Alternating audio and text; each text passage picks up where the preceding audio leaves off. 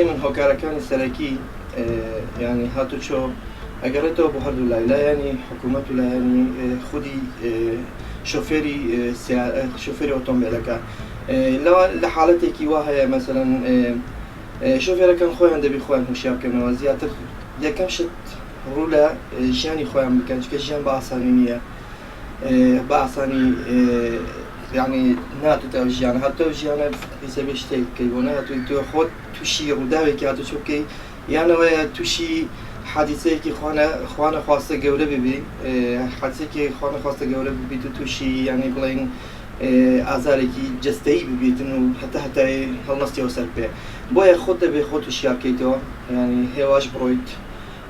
ڕاستە ینی تو چەند شۆفێر بی لەوانە بەرامبەرەکەت شۆفێر نەبی بەڵام تۆ زیاتر دەبێ هاوکاری ئەویش بکەی هاوکاری خۆشت بکەیت هاوکاری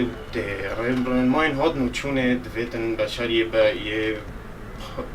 یش خوش خو هبیتن یعنی هندک جاران کو دعم دچه دبنیان هر تشتک چه دبیتن او نخطایت حکومتنا یان جی هندک هن اصناب دکن دعمک دچه بیت یان کسک دمریتن لبر او صنابه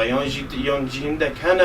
ودخون مشروبی ودخون و رنوین هاد نوچون یعنی جیب جیب ناکن ولا شارع یان هندک کس جی توشی ریدانه که دبن یان جی توشی نخوشیه که دبن و اوجی چنابی لناف یعنی حکومتی ما یان جی ولاتی ما بمینیتن چونکو ام دویتن ام رنوین هاد نوچونی جیب جیب کن و ام دویت هاش خو هبین و دویت هر تشتکی دا وقت خو هبیتن کێشەکە بۆ هەردوو لا ئەگەڕێتەوە هەم بۆ حکوومەت و هەم بۆ شۆفێران ئەگەر حکومەت ڕێگاوبانەکە چاکە ڕێگاوبانەکان چاکە ڕووداوی هاتوچۆ کەمە بێتەوە و ئەگەر شۆفێرەکانیش پابەندن بە ڕێماکانی هاتوچۆ